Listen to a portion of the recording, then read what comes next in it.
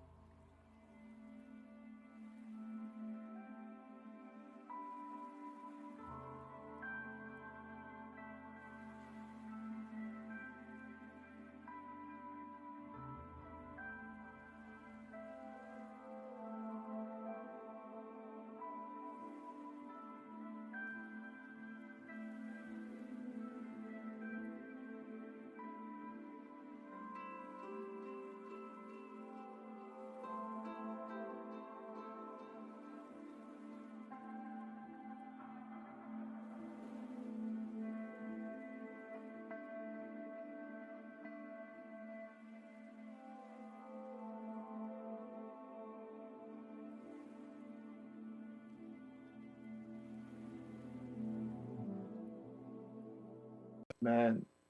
And you, Barry, if you don't mind starting us off with the video.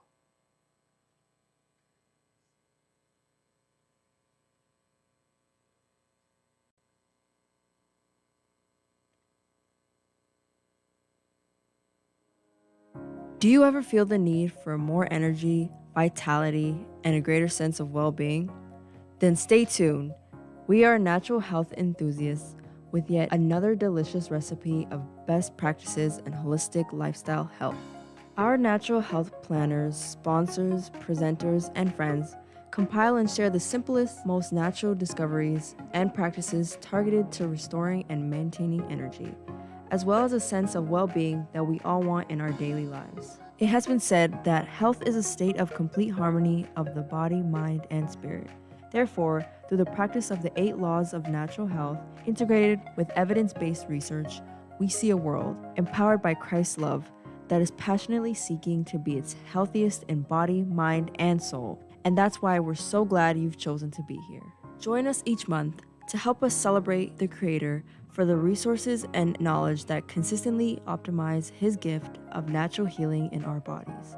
We thank our hosts at the All Nations Fellowship Seventh-day Adventist Church in partnership with Community Outreach Incorporated for providing this one-of-a-kind opportunity that helps us all live healthier tomorrow than we are today, every single day. And now, ladies and gentlemen, here's your Natural Health Meetup presenting team for this life-enhancing edition.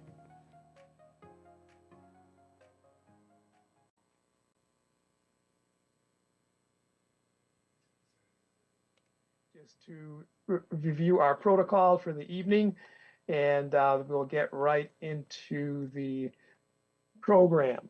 I hope everybody's feeling well today. In fact, I'm going to ask you right now, on a scale of 1 to 10, how many would really love to be healthier tomorrow than they are today?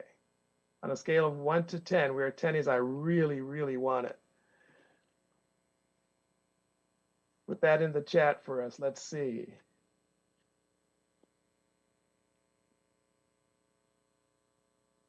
Oh, I got a 10. We got 110 so far. Anybody else who want to put a number in? You just really want to be healthier tomorrow than you are today.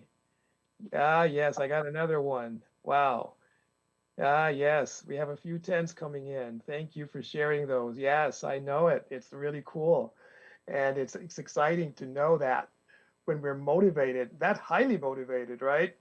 We're likely to actually do some things that we wouldn't normally do. So let's go right now to our slides here. We're going to share my screen here for just a moment and get us going. We have a tremendous review here, and I might have to do something a little different to make this work. So let's try this. Share my screen. Now we got it. Perfect. Yes. So yes, so this is natural health enthusiasts. And the way that I am learning about this, enthusiasts actually means guided by God or something like that. And that's pretty awesome. So natural health guided by God, that's who we are here. And so as we present this, please keep in mind that everything here is informational, right? We know that there are some really great tips that you will learn tonight, but we cannot in any way diagnose or pretend to be treating someone's illness here tonight. We know that everything that we share here is conceptual, educational, and provided for you so that you can actually do your own research and make your own decisions. If you have a particular health issue, be sure to consult a qualified healthcare provider. This is the actual best way for you to take care of your health. And we also want to mention to you that this is also a reminder that there are people living into their hundreds, centenarians they're called, right? That are living healthily, even without medication, without any kind of need for ongoing intervention for their health. And these are zones that are actually around the world. There are 5 zones right now. There is a 6th one being created, in the state of Minnesota. They have decided in that area of Minnesota to help to really scale up the lifestyle, the healthy lifestyle potential of that community in such a way that people live just like people in Sardinia, Italy, Icaria, Greece, in Okinawa, Japan, Costa Rica, and even Loma Linda, California, which is right here on the continent here in North America. We're very happy to know that we are loosely associated with the Loma Linda community as part of the Seventh-day Adventist Church. And it is a pleasure to know that lifestyle can actually help you to, yeah, actually get off medication, can actually get you to a point where you're feeling better. You have more energy, you're more enthusiastic, you have a clearer mindset, clearer mental capacity and acuity. And it just gives us a real great sense of encouragement to know that you can indeed be healthier tomorrow than you are today. Join us in this virtual community that we're developing, a virtual blue zone, a blue zone that says we get together right here. And if anyone has had a health victory, a health where you've overcome something, I had a pain in my knee a few weeks ago, and now the pain is actually gone. If you have anything like that where you intervened with a healthy practice and you've overcome something, we want to hear about it. We want you to come here to celebrate. And so if you have such a comment, we'll have an opportunity for you close to the end of the program to be able for you to share that with us in the chat. Let us know, and we'll bring you on so that you can share voice to community in that area. So thank you so much for joining us as part of our virtual Blue Zone. And I'm going to also just go back here, remind you that tonight we have a rather unique, should I say, mixture of elements that are coming together in this presentation. And those of you who had a chance to read the introductory material that we sent out, sleep is a huge, huge benefit, right? We all know that we must sleep in order to be healthy, but how important is it really? And how do we get to have good sleep? And how does digestion actually help with sleep? Yeah. And then how does that combine with the brain, with the nervous system? And so your A+ immunity is going to start here tonight in this program. If you are able then to use a few of these tips that we'll share with you tonight. And so here we have then, I'm going to share one other screen before I step off of this so that you can actually see our community. And let's see, this is the Facebook, but I'm going to jump over here so that you can actually see this. This is the actual title, The Gut Brain Sleep Formula. Learn why your path to A+ immunity starts right here. And tonight, my friends, we have with us Dr. Rick Howard. He's part of our planning team. We speak with him once a week, sometimes more frequently. He is here tonight to be able to guide us through this. As usual, we have a conversation about how we get started.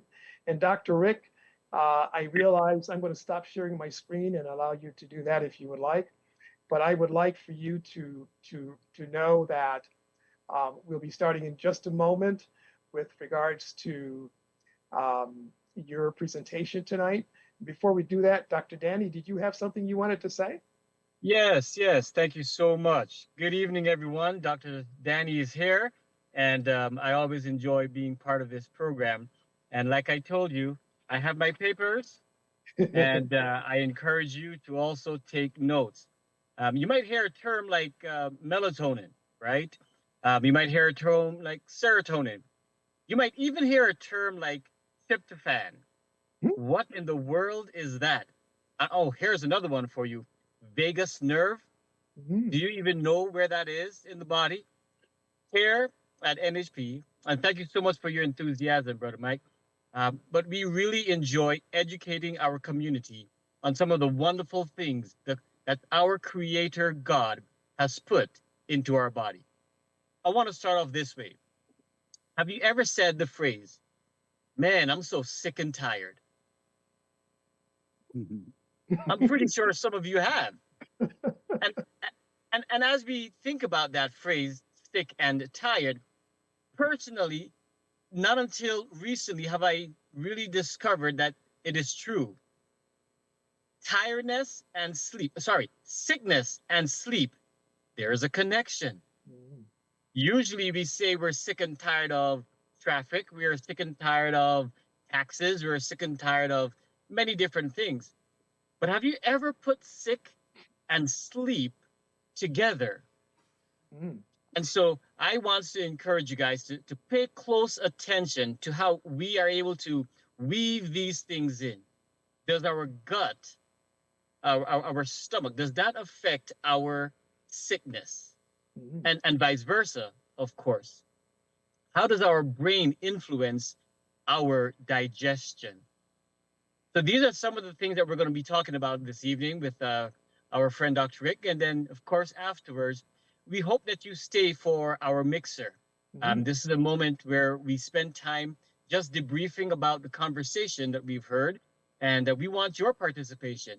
We want you to ask questions. We want you to share stories. We want you to be a part of this community, and that's what it is. It's a community of learners. Before I hand it over to Dr. Rick, I was doing some studying, and I discovered that the Egyptians never directly dealt with fixing the sickness or an illness of someone. More so, they tried to establish the body's equilibrium, balance. If you can keep the body balanced, all the systems, if you can keep that balance, then you stand a great chance of simply not getting sick. And so tonight, let's dialogue about some of these issues in regards to what time we should go to sleep. In regards to, here's one for you. Hey, time has changed. Now the sun is up longer. Is it okay for me to stay up later? Well, ask that question in our mixer. Dr. Rick, we're so glad that you're here. And I want to start off with this question. Have you ever heard of the freshman 15? No, I'm listening. All right. So it has been told that for college students, after their freshman year, they gain about 15 pounds. Oh, It's called the okay. freshman 15. Now, I can Okay. remember myself personally when I was back in college, and we won't ask how long ago that was, but I remember we used to stay up late. Mm. And if you're staying up late, guess what you're doing to stay up? Eating a lot, eating a lot.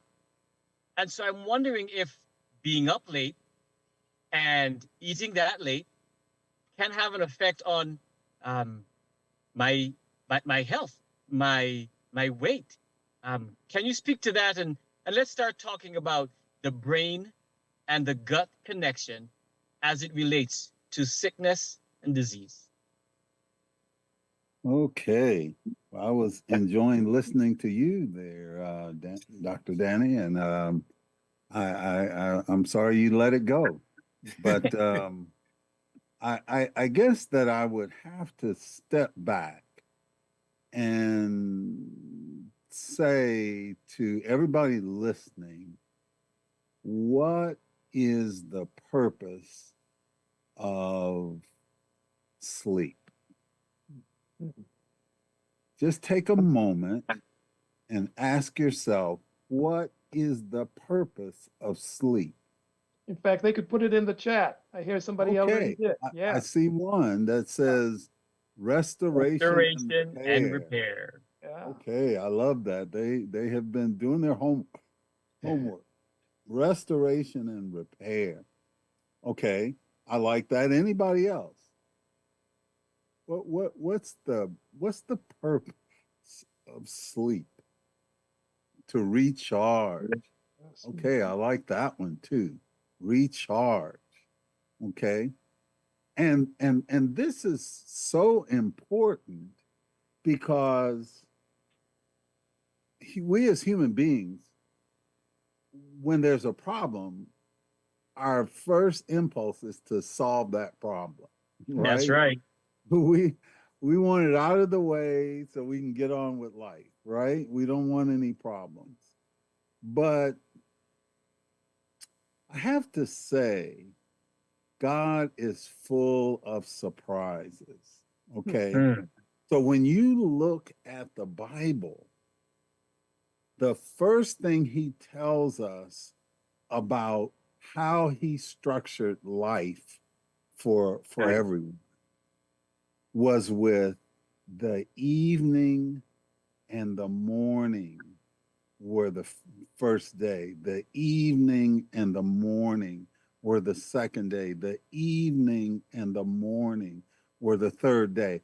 And to our modern minds, we may not think about it this way, but we think that's backwards, actually, right? Things don't get popping until when? The day. The morning, yeah.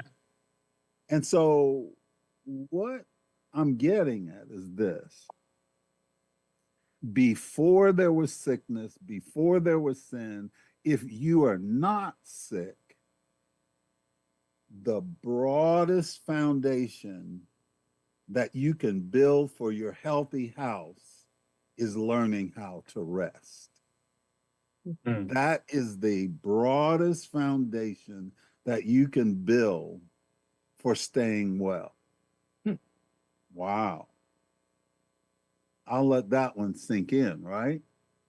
Because when God set up the evening and the morning for the first day, and the evening and the morning for the second day, evening and the morning for the third day, there was no what?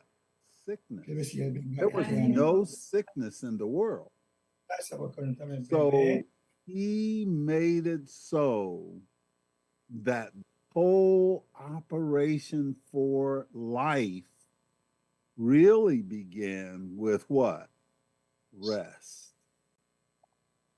That has so many implications. I won't get into all of it, but you need to research that and get into that, and it gives you some answers for what the purpose of sleep for us is.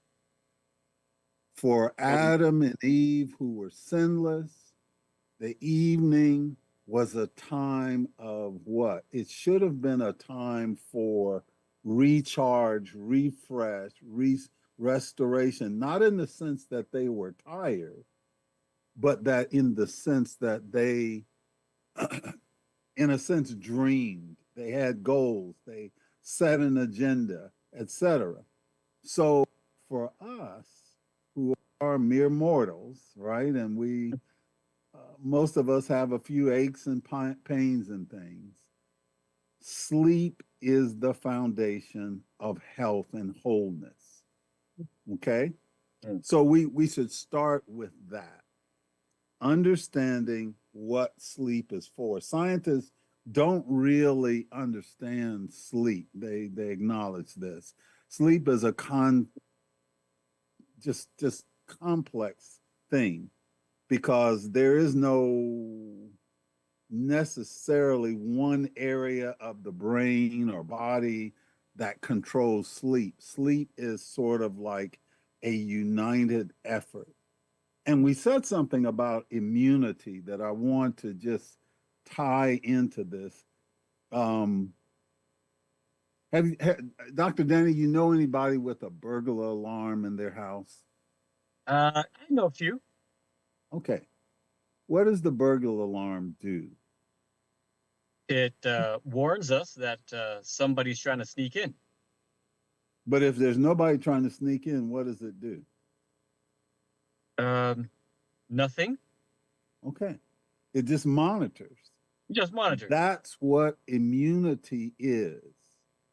Immunity is not something that you are fiddling with, fooling with.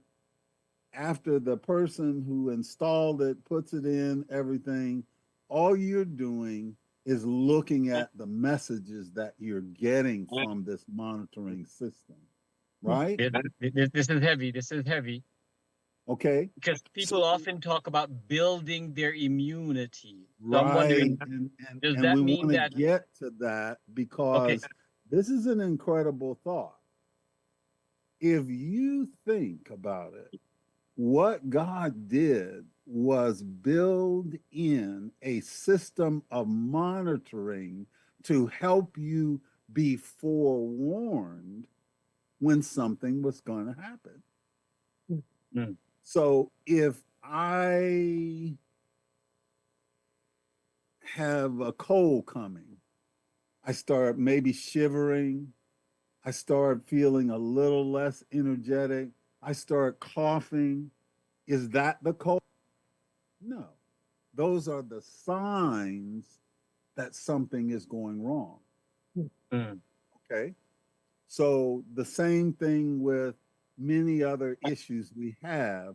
The body gives us signs. And it's like if you're studying the biblical analogy, the book of Amos, chapter 3 says that God, surely the Lord God will do nothing unless Without he reveals it to his servants, the prophets. That's right. us, right? His people.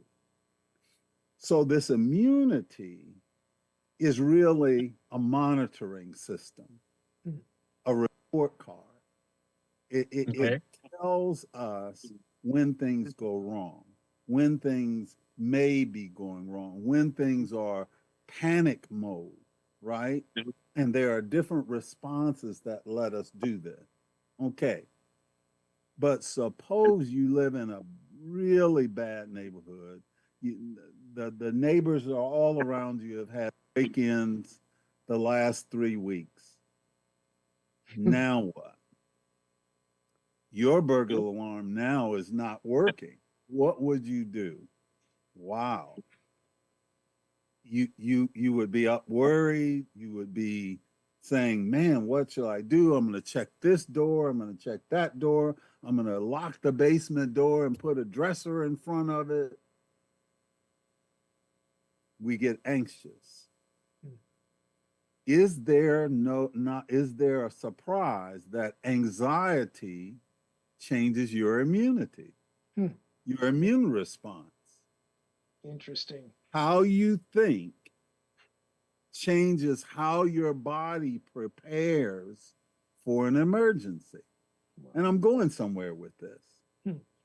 Yeah, keep on going because it's getting interesting here. I want to know how to control this. So what we really, when we think that immunity is something you can change by eating something or taking something or this, what you're really changing is your vitality. Interesting. And then your immunity monitors that everything is well, everything is balanced, and now you have peace. What do you do when you have peace at night? You go to sleep. I sleep well. In fact, I'll just tell you right now, the last several nights, I have been very naughty because I've gone in really late. And I could feel the weakness coming on after a couple of nights of, 1 a.m., 2 a.m. going to sleep. And I can tell that my vitality, I guess I'm using the correct word now, right? Yeah.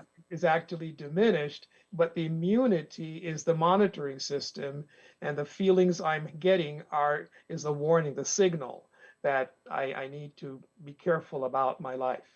Okay. So what you have just done is given a good understanding of what disease is. And I'm headed towards sleep and digestion. But Okay. we need this context, okay?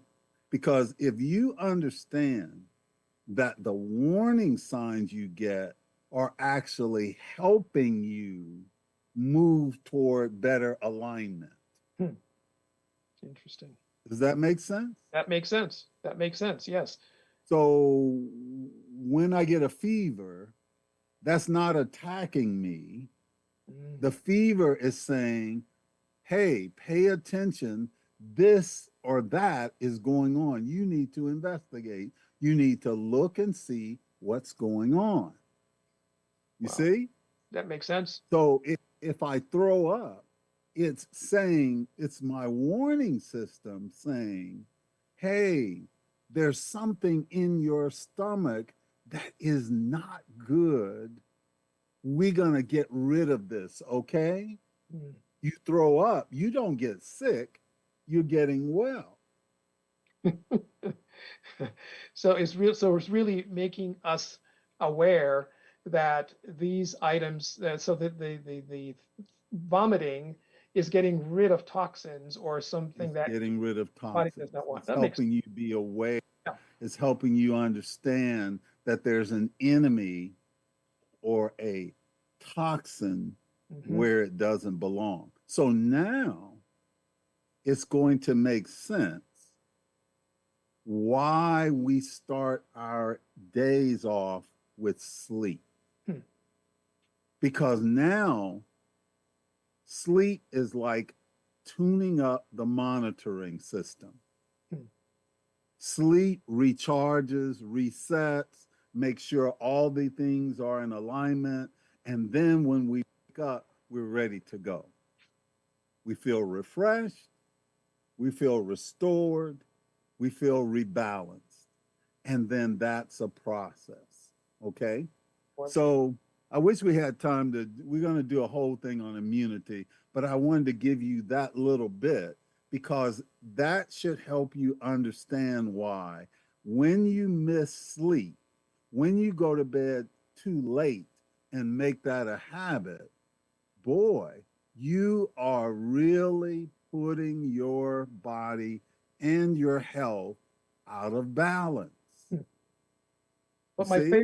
But my favorite shows, my favorite, I get hooked into the episodes and the seasons on Netflix, and they keep me up, and then I don't feel sick. So what are you saying, that I've got to make some changes in my life?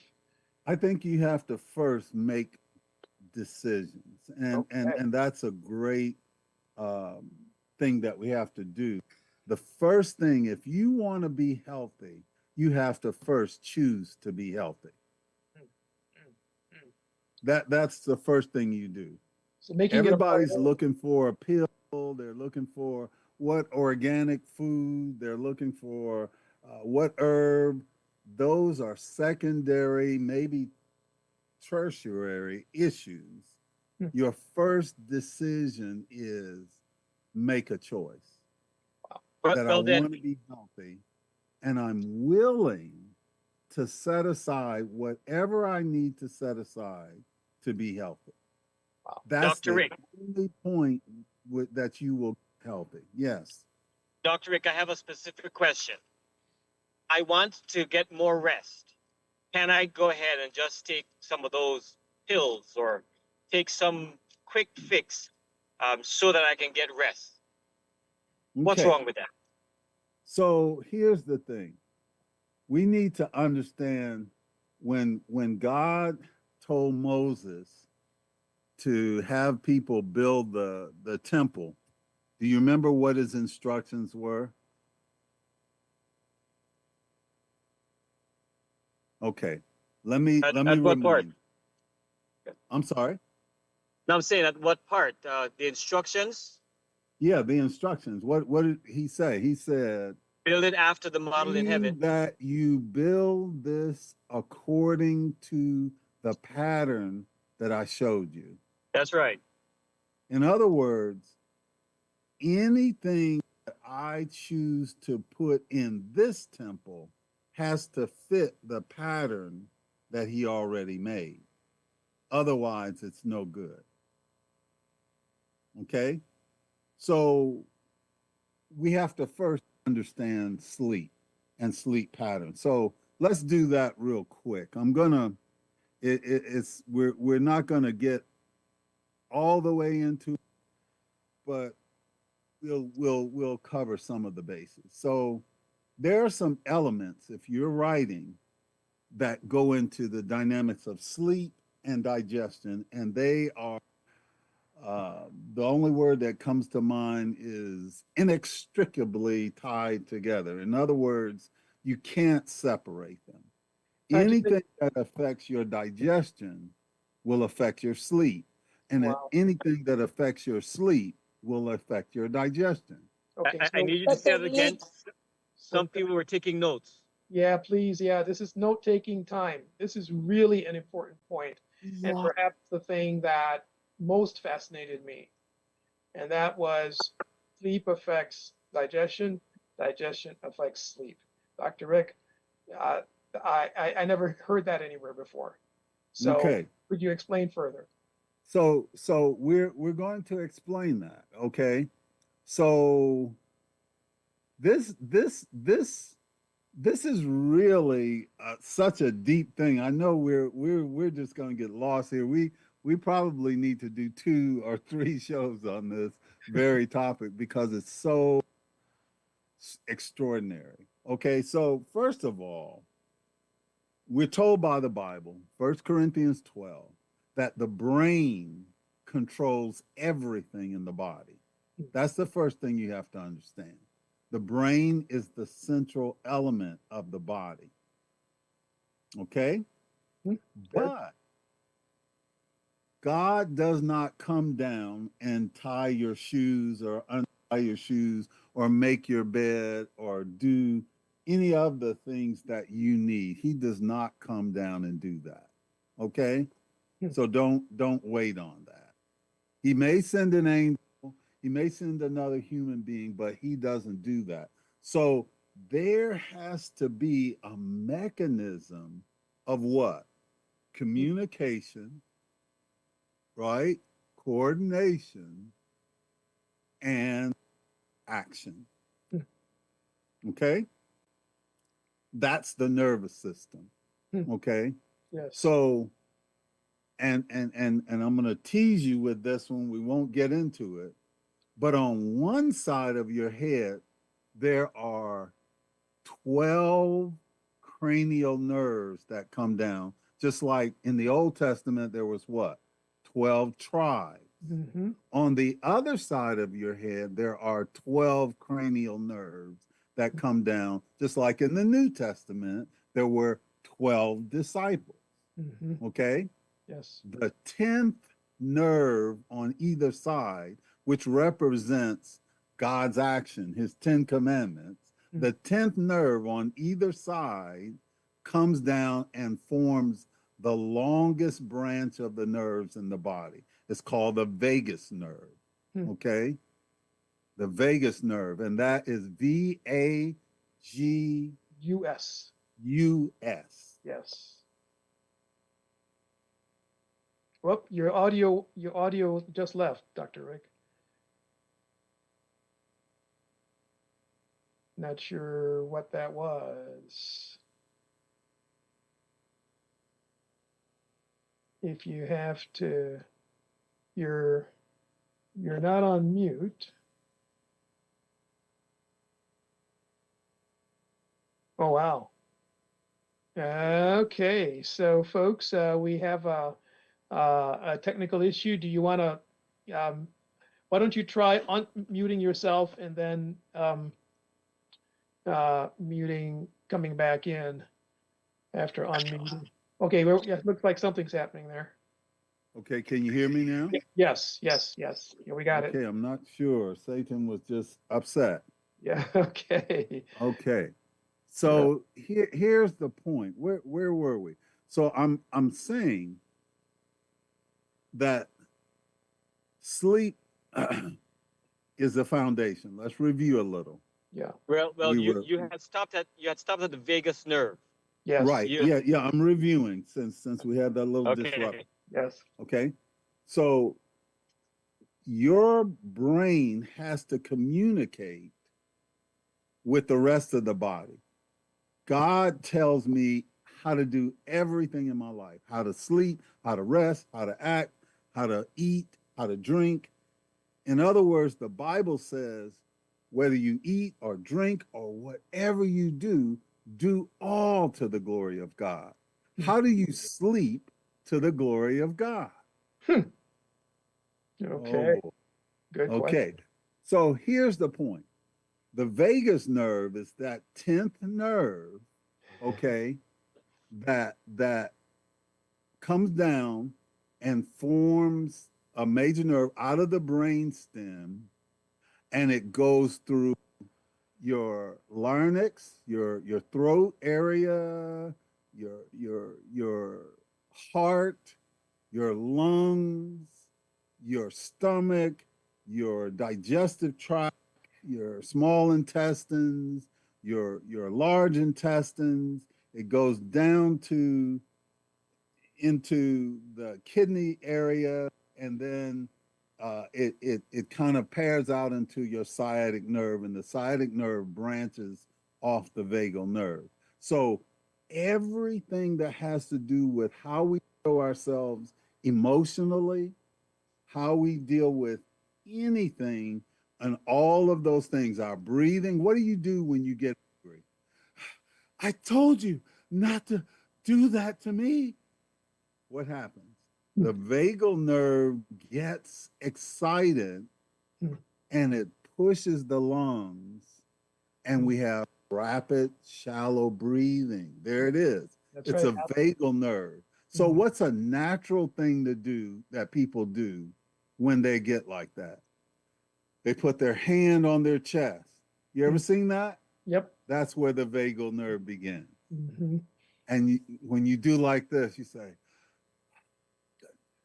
you're soothing the vagal nerve by rubbing that back and forth. The Interesting. vagal nerve also goes into the heart. There's the heart, rapid heartbeat. The vagal nerve goes into the stomach. When you get upset, do not eat. When you get upset, it doesn't matter if it's raw food, organic food, smoothie. Do not eat when you are upset. You have wasted your food and maybe damaged your body. Wow. Okay?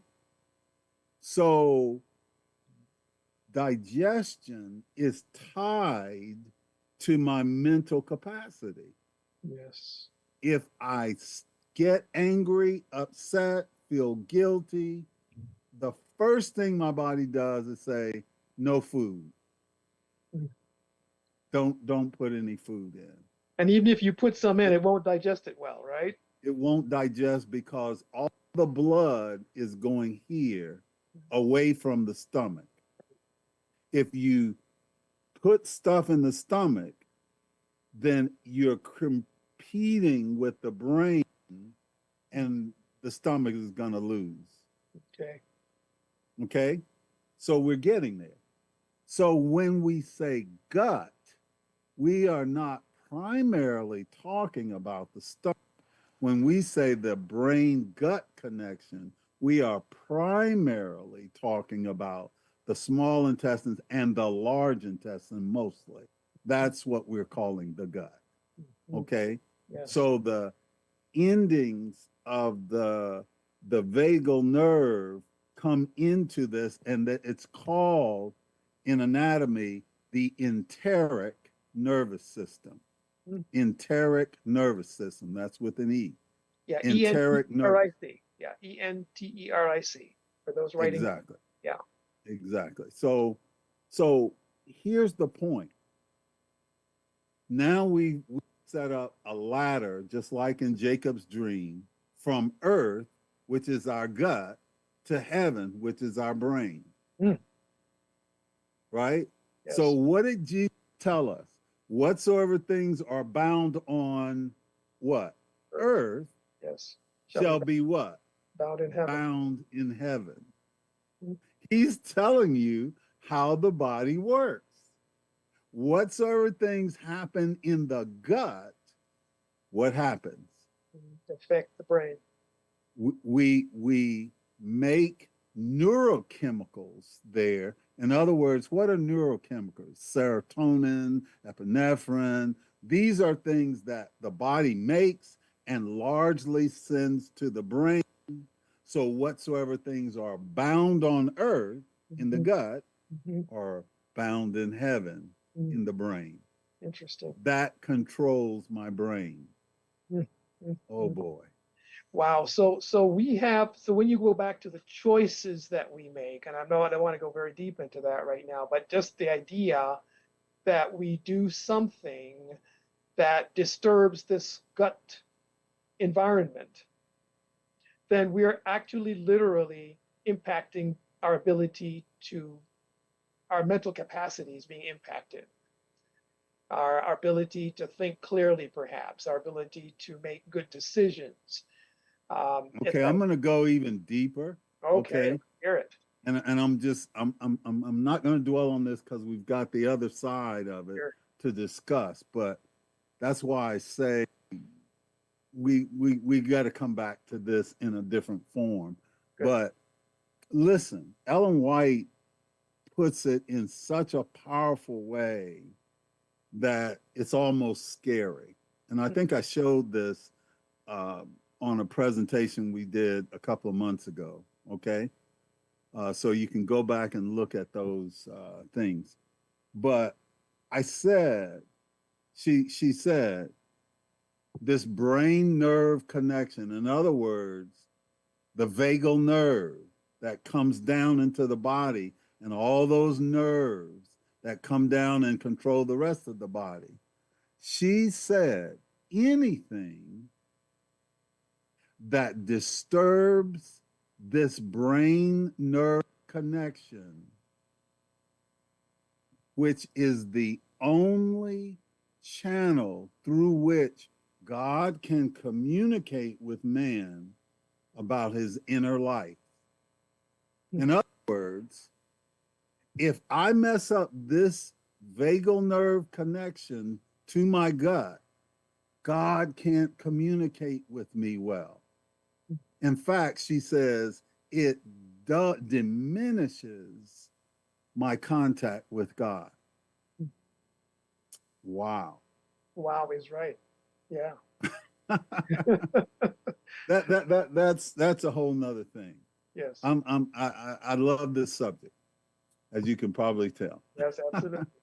But here's the point. When I eat things, eating is maintenance. Okay? We have gotten in around natural teachers and herbalists and everybody else, God bless them. But food is not magic, and food does not heal. Oh boy. I'll let that one sink in. Yeah, what does that really mean? My point is this. My point is this. A big part, well, what that means, and I won't leave that hanging but a little bit, okay? But you asked, what does that mean? Yeah. Were Adam and Eve sick when God told them what to eat? Well, you broke up a little bit there. Were Adam and Eve what? Were Sick. Adam and Eve sick? No, they were not. When God told them what to eat? No. No, they were not sick. So why did he tell them to eat? It had nothing to do with sickness. We have made food about staying healthy, and this food was first and foremost, according to the Bible, about obedience. And it is still about our cooperation with God so that he will maintain our bodies. You look up Exodus chapter 15, verses 22 to 26. When they had a problem, God said, go take that plant, put it into the water. When it's put into the water will be all right. You can drink it then. That's about obedience. But that's a whole nother thing, because when we eat, and there are certain things that we should eat, and we'll talk about that a little bit. When we eat the right things, our body will make neurotransmitters. It's the neurotransmitters, again, are the chemicals, the neurochemicals that control my brain. Serotonin controls how happy I feel or how sad I feel. How calm I feel. GABA and serotonin try to say, well, calm down, Rick. Calm down. It's okay. He didn't mean to step on your shoe. It's okay. He didn't mean to spill your juice. But the there are excitatory neurochemicals that said, yes, he did, and he's going to pay. So what I eat determines the balance of neurochemicals that my body makes. And if I do not have the right balance of flora or bacteria in my gut, my body will not be able to make the right neurotransmitters, and my brain will suffer. I won't be able to think right. My nerves won't go right. So my nerves now will shake. I will feel jittery. Well, now you know they're finding that Parkinson's disease, they're tying it to what? The flora in your gut. It's basically saying this degenerative nerve disease is actually has its root in your digestive tract. Wow. Wow. Okay. So here's the thing. The bacteria in your gut is responsible for making so many things like B12. They say vegans, if you are vegan, you need to take extra B12 because your body can't make it as well as those who eat meat. That is wrong. Okay? It is because vegan eat potato chips and Doritos and cookies and vegan cookies and all of these things that is not the right material for your body to have the right balance of flora in the gut. And so it cannot make what's called the intrinsic factor, which allows the body to make the B vitamin, the B12 vitamin that you need. Wow. That is so. That tells you how important the gut is. But focusing it more towards sleep, okay? I'm telling you a mechanism. So I've done all of to get to a mechanism. The mechanism is when I eat, the stomach's job is to break that down into small pieces that are easily digestible and can easily pass through the lining of the gut and be absorbed into the cilia that are in that line the gut. Okay, so the stuff, everything in your body cannot be alkaline. Everybody loves to talk about alkalinity, alkalinity, alkalinity. Alkalinity is important for some things, but for many areas of your body, acidity is incredibly important. If you do not have the right acidity, you cannot utilize the foods that come into your body. Okay? So that's another side issue. So what happens is when you eat fruits and vegetables, let's say I eat banana. Let's simplify it.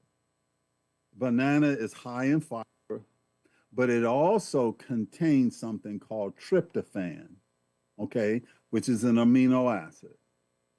That tryptophan you also find in turkey if you were eating turkeys, but we're sticking to bananas right now, right? Let's do it. The bananas have this amino acid in it, and this amino acid is a precursor. In other words, it's a base for the gut to make 5-HTP, and this has got a long name, yeah, let's just call it 5-HTP. 5-HTP, 5-HTP. Jot that one down. Right. Yeah. Right. Yeah. That's easier. But it's a version of the tryptophan. And then that 5-HTP, if you have the right bacteria in your gut and the right foods, which are only fibers that come from plant foods, right? And your body can make butyrate, okay, which is a short chain fatty acid. And you don't have to worry about all the technical stuff right now. Just follow the chain. Um, there are other foods with butyrate, so because God is merciful and cows eat food. So butter has butyrate. There are other things that have butyrate in it, but your body wants to make its own butyrate from fiber that comes from, guess what? Grains mostly. Hmm. Grains, certain types of grains, and we'll maybe get into which ones are better and all that. But what I'm underlining is the diet that God ordained in the New Testament and the Old Testament, as far as plant-based foods, the way God had Adam eating, is the diet that is going to generally help most people to be well and sleep well and digest well. So Doc- when your body gets all of this right stuff, it can make these neurotransmitters. So the tryptophan goes to 5-HTP, then to serotonin. Then that serotonin is not used in the gut. It there's some used in the muscles and things like that, but 90 some percent of it goes to your brain. Okay. And because it's attached to the amino acids and such, it can be it can cross the brain barrier. And in the brain barrier, magnesium comes into play and some other things. And that serotonin is changed into a hormone if it's at night or in the dark. Then it's changed to melatonin and it helps your body to sleep. Wow. So we just went all the way from brain food, all the way to gut, back to the brain, sleep happens. Wow. If you find yourself waking up at night or going to sleep and you can't get back to sleep, that means your digestive tract has a problem. Okay? So there are several reasons why that could be. Number one, the gut lining is very permeable. It's supposed to be in some ways because stuff has to go in, stuff has to come out. Okay, and they call this epithelial tissue. It's all through your nasal passages, it's all through your throat and other places in your body. Okay, it's only one cell thick. So our cells in your gut that produce mucus. Everybody's saying, I'm getting mucinex because I'm tired of mucus. Listen, mucus is God's gift to people. I'll let that one in. If you did not have mucus in your body, you would die almost immediately. Mucus coats that epithelial lining and protects it from invaders. If there's food that's going the wrong way, the mucus catches it and then surrounds it and then allows you to cough it out and get rid of that harmlessly. If there's a virus there that's trying to get into your system, the mucus can surround the virus without any harm, coat the virus, and allow you to cough it out. And that's where you get the white blood cells with it, and you see this greenish, yellowish stuff. That's thanks to mucus, God protecting your body. If you didn't have mucus, that stuff would destroy you. Okay? Yes. So, number one, if you're not sleeping, It could be things in your gut lining. So I'm gonna give you problems, then we'll tell you what to do. Okay. So that's one thing. The vagus nerve. If I am staying up and I am worried about my bills and I am worried about school and I'm worried about the report at job, that is going to excite my vagus nerve and my brain, and I am not going to be able to have any peace or rest. That can disturb the flora in my gut. Mm. That is sending messages to my gut. Listen, we don't have time to make that stuff. We need to be concerned about my bills. Mm. Instead of praying about it and having peace, when you pray and have peace, then God will help your gut make serotonin. The serotonin will go up to your brain and says, thou shalt have perfect peace whose mind pays attention to my directions. Wow. Gut lining, Mm-hmm. mind control, okay? And that's not you sitting around meditating and holding your hands up. That's not the mind control we're talking about. The mind control we're talking about is submission to God. Mm. Casting all your cares, it says in 1 Peter 5. All your cares upon him, for he cares for you. That's Mm. mind control. I'm putting what's mine in his control. Okay?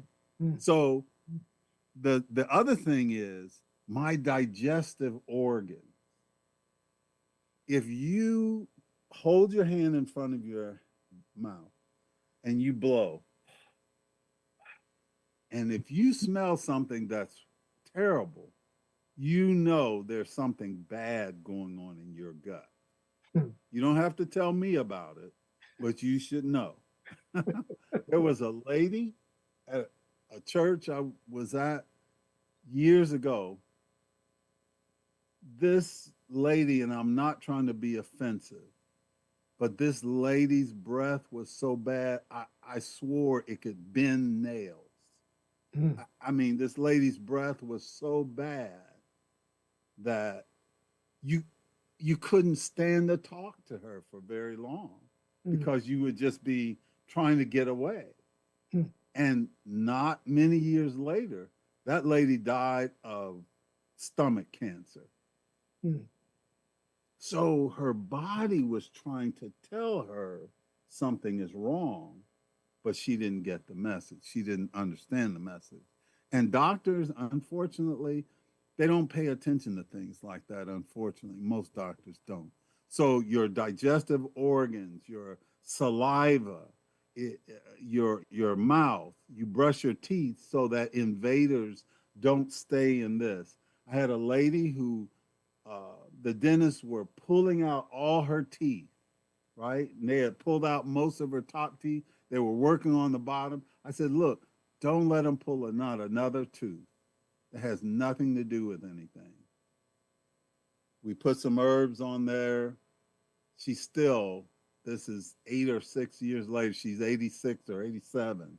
She still has those teeth, right? Had nothing to do with it. So the flora, all your sinus cavities, your mouth, your throat, goes into the stomach, goes into the digestive tract. Those things are essential to understanding why your sleeping is bad. Okay. So the bacterial balance in your gut, the digestive condition of your organs, the nervous condition that you have, and finally, well, there's two more, your food choices, because a lot of people eat sourdough bread or cheese. These are fermented foods, milk, um, cow's milk, goat's milk, unpasteurized milk. These are all terrible things. Sauerkraut, all that stuff is fermented, but it's the wrong fermentation that we need. We do not need that stuff. That's a whole nother story, but we don't. Okay. And the last one is hormonal balance. Melatonin that helps us signal sleepiness, cortisol, which is what is released when we get so excited and we get so angry or we get so anxious or we get so whatever.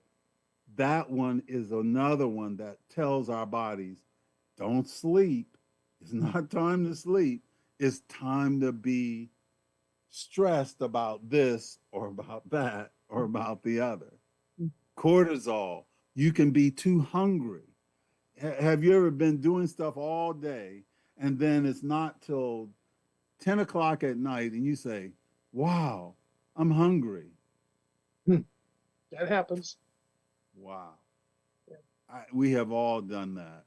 And that is a hormone called ghrelin. And another one that tells you you are not hungry and you're satisfied is called leptin. Mm-hmm.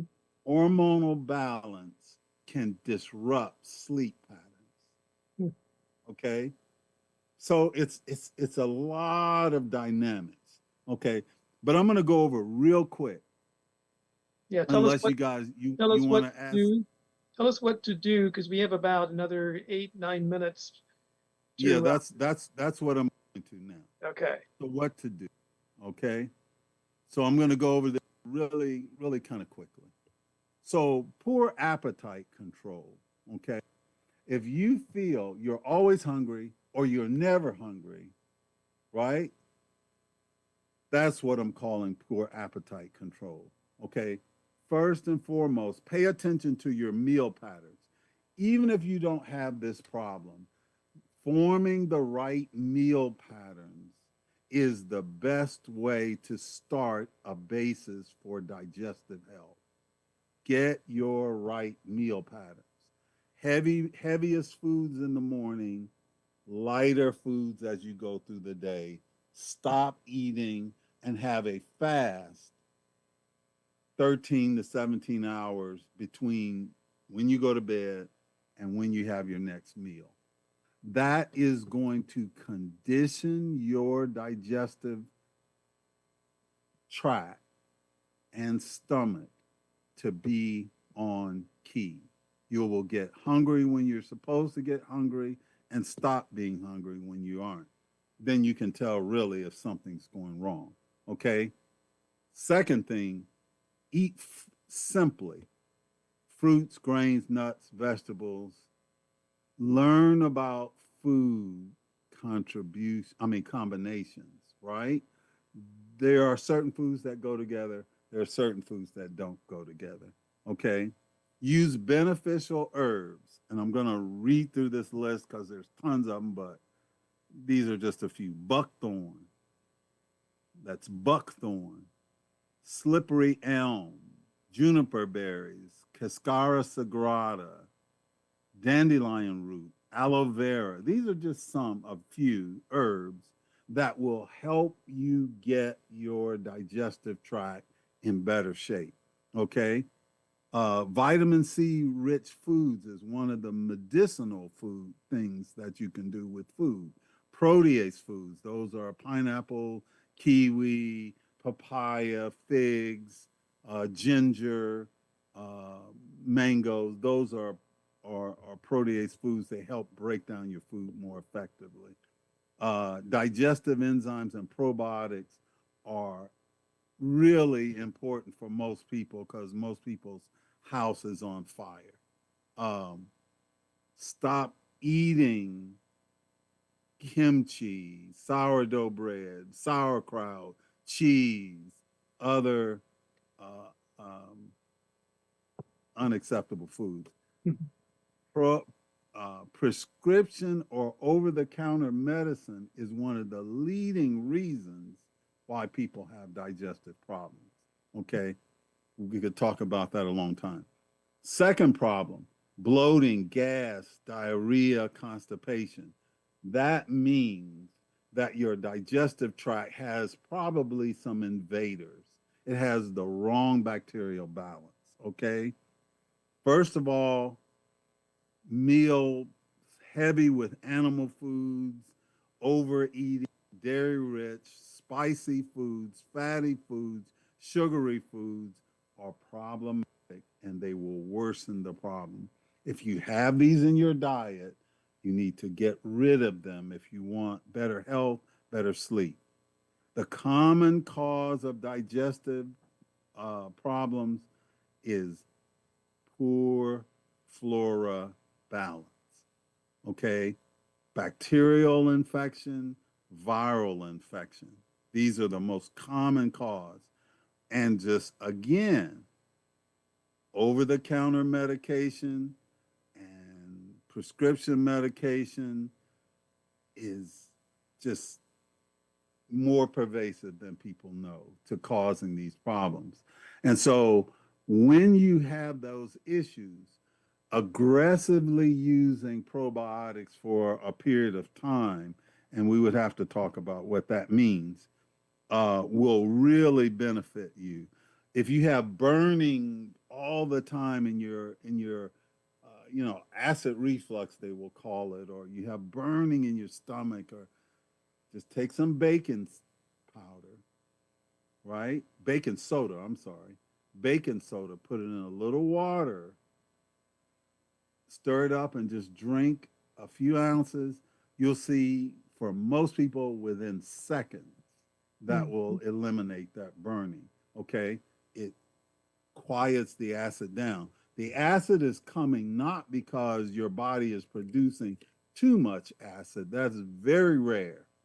It's because the acid, your body is off rhythm. And when you're eating at a time when your body is trying not to produce acid, then you are forcing it to produce acid, and then that acid comes at the wrong time, and so on and so forth. So, yeah, good herbs, buckthorn, slippery elm, horsetail, comfrey, dandelion root, aloe vera, those that, and also using that with those that target infection, which would be things like Oregon grape, bayberry, peach leaf, golden seal, vitamin C rich foods, sulfur rich foods like fresh or raw onions and garlic and leeks and turmeric and ginger, those types of things. Lastly, we'll talk about immune response and food sensitivities. Just remember this, and I'm not going to go into this one too much. Disease is a process that describes our relationship to the laws of life. That's what immunity shows us. Disease comes under that canopy because everything God put in the body is trying to point you back to how to align with his laws. Okay? So immunity is a report card, a monitoring system, a judgment, if you will, to tell you how well you're doing. If you have food sensitivities, it's like your house being on fire, right? Certain foods give you certain bad feelings or whatever. So the first thing to do with that is narrow your food choices. Eat very simply in foods that don't bother you and then build toward other foods, okay? And there's a way you can do that. For sinus or allergies, use herbs and medicinal foods and probiotics for rapid relief. For food sensitivities, long-term digestive problems, or asthma, which is I see as a digestive problem, then you're going to use eliminating foods that cause you issues, at least temporarily, and then also using probiotics and herbs. And things like I use a very effective peppermint oil as a bronchodilator, and you can also use probiotics to help the breathing and things like bayberry and Oregon grape and all those to help clear infection from your sinus areas. And you can do marvelous things. I had people on inhalers for 34, 35 years, and now they use nothing. So how does this all dovetail towards your sleep? When you balance these elements in your body can now make the serotonin in the gut, send it to the brain, and then you'll have peace. Amen. Whoa. Amen. Wow. Wow, what an incredibly informative session tonight, as they always are. But this has gone a little bit deeper. I know when we started the year, we were just building a framework, right? We were just looking at the 3 R's and the refresh and rebuild and restore. And now we're going a little bit deeper, getting us moving toward the, I guess, to the rebuilding and because people obviously are making decisions, Dr. Rick, to be healthy. That was the first step, right? Making that decision. And now finding out what is the blueprint. And I really like how you wove in the idea of the evening, to start the day in the morning. So the first thing to pay attention to is not the food, but the rest. Get that together. And it's all related anyway, right? Because the digestion relates to sleep and the sleep to digestion. I'm going to hand over to Dr. Danny again, but thank you so much for this information. Dr. Danny, what say ye? What say ye is, we have to start going to bed a little earlier. Well, in order to do that, I think we have to start having our last meals a bit earlier. Yes. There are so many things that have been presented this evening that, I really hope that some of us chew on, and we're able to digest it. As Dr. Rick was beginning to speak this evening, he spent quite a bit of time on scripture, establishing the reality that God's plan is better than man's, and that our body was created in such a marvelous way by our Creator, and He knows how to keep it going, how to keep it sustained, and we just have to follow His plan. But that's difficult. We sometimes want to follow the temptation of the devil with Jesus, turning these stones into bread. We want to hope that our McDonald's gives us the blessings. We want to hope that our fast foods, whatever it is, gives us the nourishment. And I think we're realizing now that it doesn't. It doesn't. Well, folks, we've come to our 9 o'clock hour. We want to have a closing video for you so that you can find out some more about how to connect with us. And then after that, we have a few minutes for questions from you or comments from you before we have to wrap up. So Barry, is that video ready?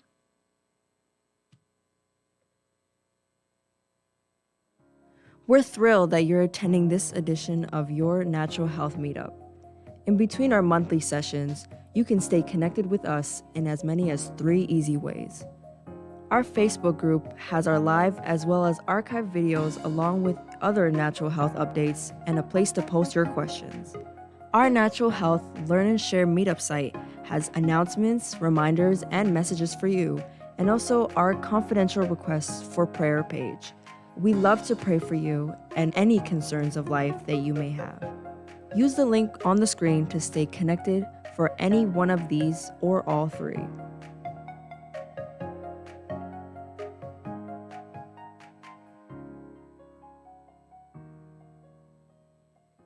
So that anyone who would like to either have prayer, get in touch with us for whatever the reason might be, that is the link, and it will take you to all of the options to reach us, whether through Facebook or through YouTube, and even to reach out to us if you have a specific question.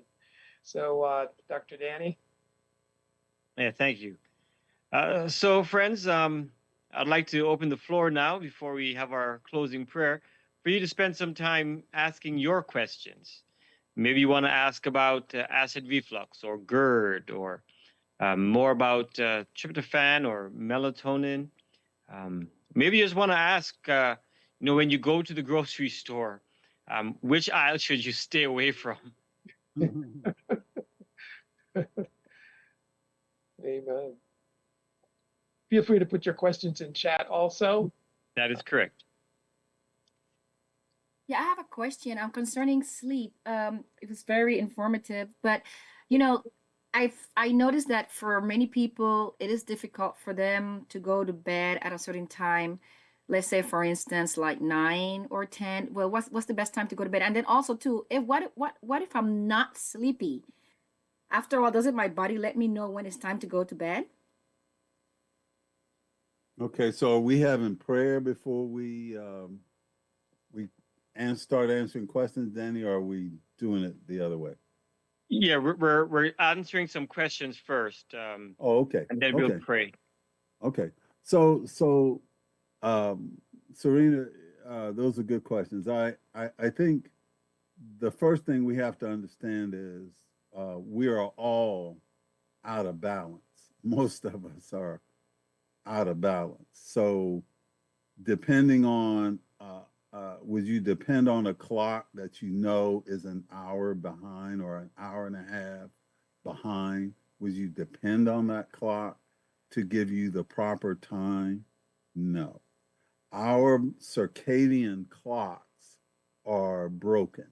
And so we have to take the step of putting ourselves back on timing, the right timing, before we can trust what our body tells us about when to sleep. So I would begin by, if you're used to going to bed at 11 o'clock, then just start either half hours or an hour. You say, look, 4 days a week, I'm going to be in the bed by 10:30, and do that for several weeks. And then move it to 10 o'clock and do that for several weeks. Do not allow yourself to let circumstances drive your sleep patterns unless it's absolutely an emergency. Okay. And then another reason we don't get sleepy when we should is because we don't expend any energy. It's almost like the fat man wondering why he's fat and all he does is eat all day, right? If you don't expend energy, then you won't be tired. So you have to do something. Climb up steps, go for a walk. A few hours before bedtime, take a walk that you're not used to taking. Do something to unwind. Jump rope. Climb a hill. Do something you're not used to doing, and I guarantee you, your body will get the idea. Oh, we're expending energy. We need to rest. I think, and I think it goes. the Sorry, finish. habits that we have drive what our body does, and that's an idea that we're just not used to. It's our habits that make us do what we do, not the other way around. And I think it goes without saying, do not bring your phone to the bed, right? Let's keep that separate. But also, you want your room as dark as possible when it's time for sleeping. Yes. Someone else has a question? There's Thank you, a raised Dr. hand, Dr. Allie. Yeah, I'm wondering if Natalia is on the line, because I know Allie has her hand raised. Allie has her hand raised. Sure. Thank you so much. This was fantastic. Thank you so much for the wonderful information. it's given me a lot to think about. I I think I know the answer to my question. The one who asked the question right before me touched on it. My schedule is really kind of attuned where I'm involved with conversations, meetings, groups all over the country and world. And as a result, I'm dealing with different time zones. I even have an activity this evening. We don't tend to wrap up until, I don't know, it can be 1:30 or so my time. I'm on the East Coast. Um, so I'm believing and understanding that if I'm saying yes to one thing, even if it's really informative and really stimulating, really great, fantastic information, I'm saying no to other things such as radiant health and well-being. And so would it be more appropriate to, if someone were in my position, to make a choice, realizing that, okay, even if this is an amazing group, I'm allowing it to chip away at my health and well-being, my vitality, and therefore my immunity. And so therefore that's something I'm not willing to wager. Even though it seems really tempting, I'm wondering what your thoughts are on that. Well, it's very, very good point. It's like we said at the very beginning.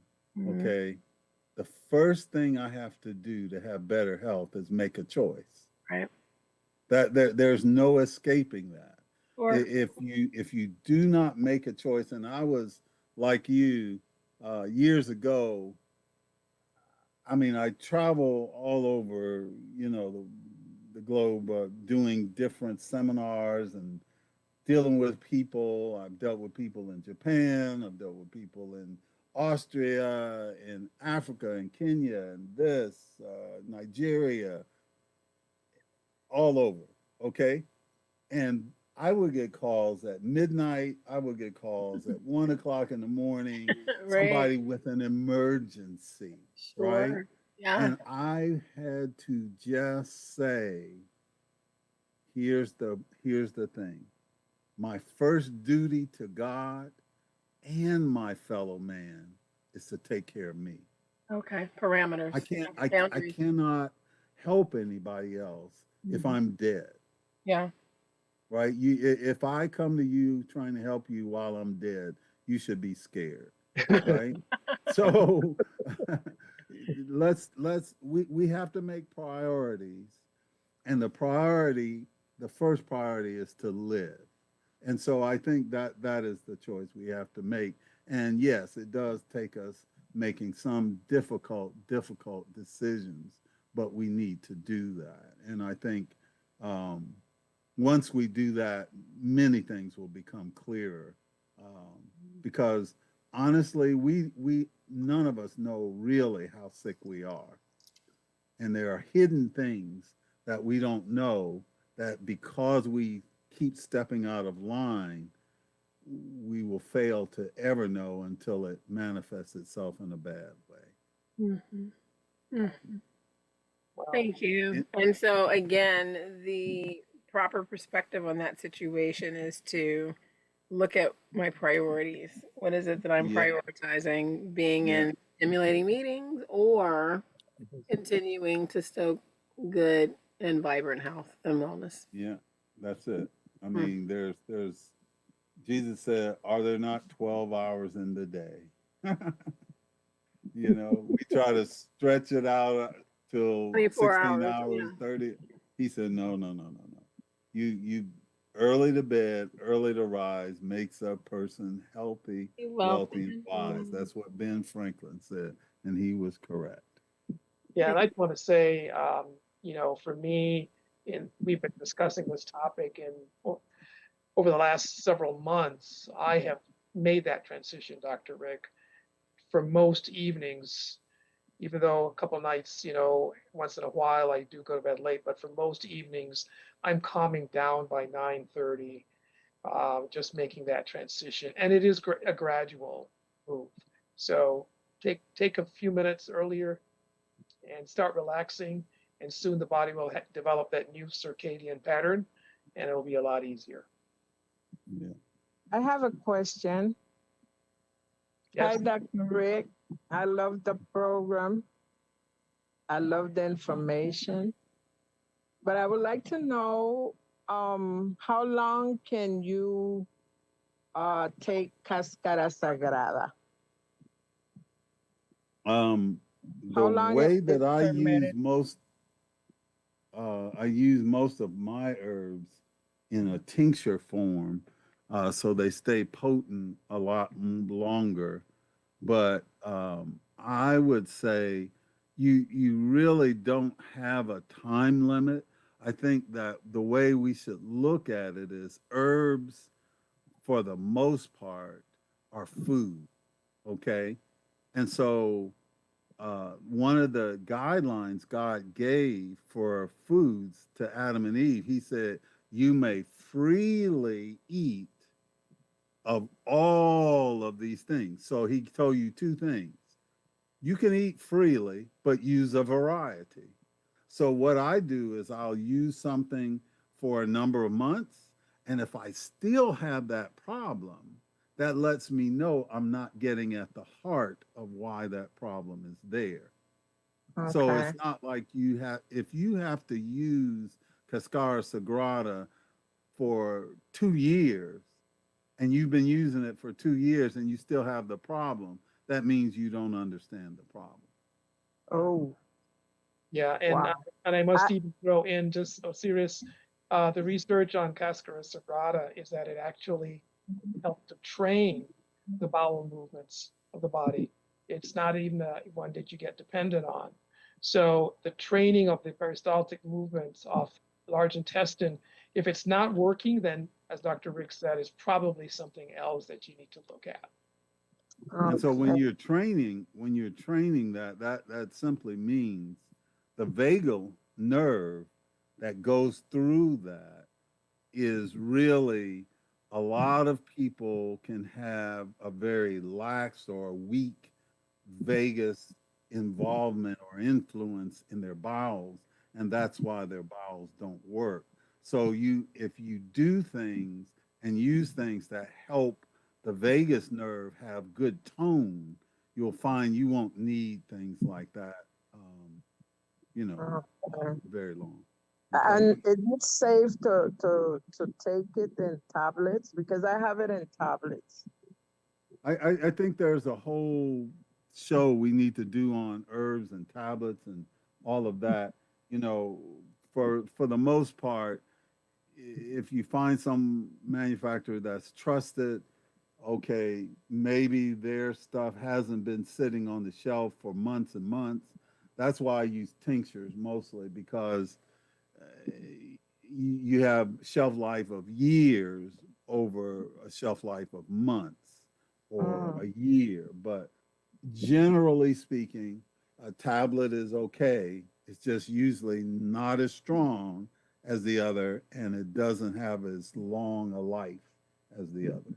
Okay. Why I ask, because many a times you go seek for those here in Panama, you don't get them. Yeah. So maybe Understood. online you have to Understood. So there are order. other things that we can talk about that can be done, but we'll have to do it at another show. But you Yes. know, Yes.